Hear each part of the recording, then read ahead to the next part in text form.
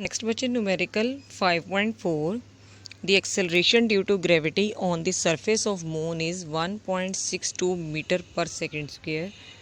तो बच्चों हमें गिवन क्या है, acceleration due to gravity moon surface पे गिवन है और रेडियस बच्चों दिया है 1740 किलोमीटर्स।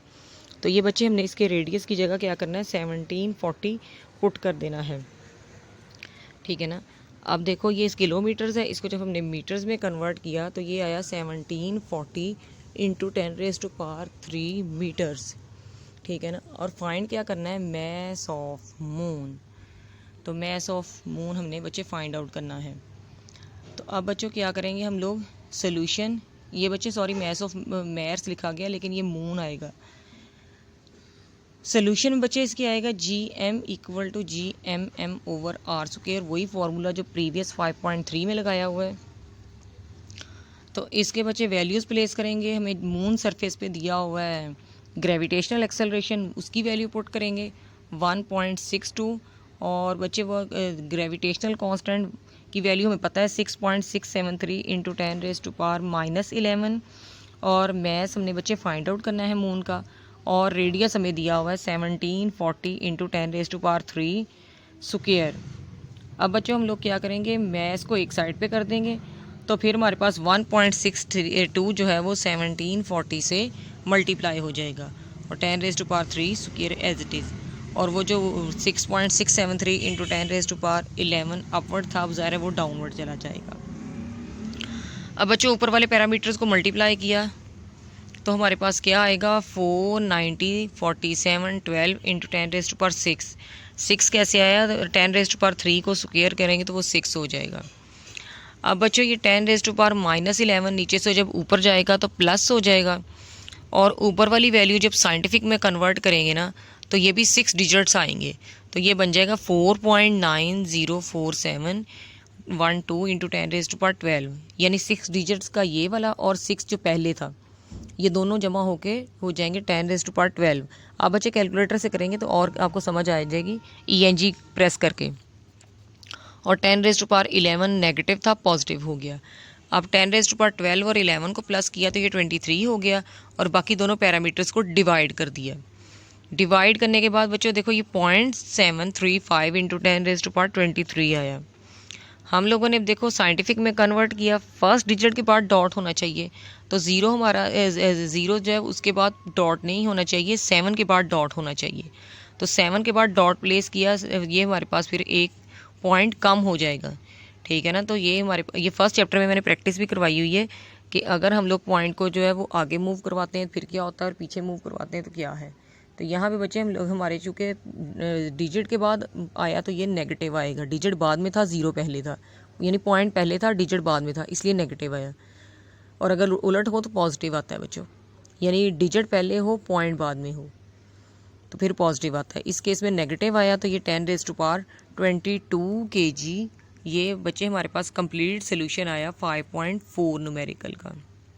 नेक्स्ट बच्चे 5.5 calculate the value of G at height 3600 kilometres above surface of earth. G की वैल्यू बच्चे फाइंड आउट करनी है 3600 किलोमीटर्स पे, अर्थ सरफेस से 3600 किलोमीटर्स।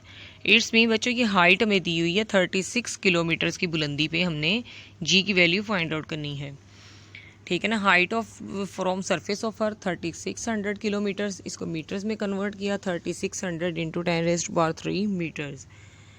अर्थ सरफेस से बच्चे फाइंड आउट करनी है मैस ऑफ अर्थ और रेडियस ऑफ अर्थ बच्चे इस फॉर्मूला में लगेगा, इसलिए हम लोगों ने उसे डेटा में ही प्लेस कर दिया। रिक्वायर्ड क्या है, G की वैल्यू फाइंड आउट करनी है उस हाइट पे, GH पे। अब बच्चों फॉर्मूला हमारे पास हमें पड़ा हुआ है variation of G with altitude में, हमने फॉर्मूला पढ़ा हुआ है GH equal to GME/R+H whole square. इनकी बच्चों वैल्यूज़ प्लेस करें, क्या हो जाएगी, G की वैल्यू, कैपिटल G की वैल्यू 6.673 इंटू 10⁻⁻11 और मैस ऑफ अर्थ 6 इंटू 10⁻24 और रेडियस ऑफ अर्थ की वैल्यू बच्चों 6400 इंटू 10⁻³ और हाइट बच्चों आ जाएगी हमारे पास 3600। तो ये बच्चे हम लोगों ने वैल्यूज़ प्लेस करके उसके बाद हमने क्या किया, 10 की पावर्स को इकट्ठा कर देंगे एक तरफ और बाकी फैक्टर्स को एक तरफ। अब देखो बच्चों वही 6.673 इंटू 6 मैंने ऊपर वाले फैक्टर्स इकट्ठे कर दिए, 10 की पावर्स इकट्ठी हो गई, -11 और 24। नेक्स्ट बच्चों नीचे देखो 10⁻³ कॉमन कर लेंगे हम, दोनों में था ना, कॉमन आ गया। अब वो स्क्वायर होके 10⁻6 हो जाएगा, 10⁻³ था ना तो स्क्वायर हो जाएगा, तो वो 10⁻6 हो जाएगा। अब बच्चों 10⁻6 जो था ना, जब नीचे से ऊपर जाएगा तो माइनस हो जाएगा, ठीक है ना। अब हमने क्या किया, ये ऊपर सारी पावर्स को ना माइनस के प्लस जो भी हो रहा है करके, तो ये देखा कि 10⁻17 बन रहा था, -17 बन रहा था। हम लोगों ने 10⁻24 -11 किया, नहीं सॉरी 11 -6 किया, और फिर हम लोगों ने ये 10⁻24 एज इट इज़ रहने दिया, यानी नेगेटिव वैल्यूज़ को इकट्ठा कर लिया ना।